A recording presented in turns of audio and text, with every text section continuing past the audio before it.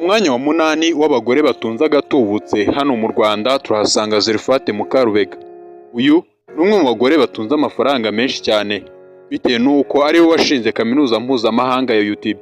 Iyi ni imwe muri kaminuza zikomeye cyane mu bijyanye no gutanga uburezi bushingiye ku bukerarugendo. Uyu mugore uretse kuba yarashoye amafaranga ye mu bijyanye n'uburezi, yagiye ashora n'amafaranga mu mishinga itandukanye, imishinga y'iterambere itandukanye, mu butaka, mu mahoteli ndetse no mu bindi bikorwa bitandukanye. Mu mwaka w'ibihumbi 2012 uyu mugore yabarirwaga miliyari 9 kugeza kuri miliyari 10.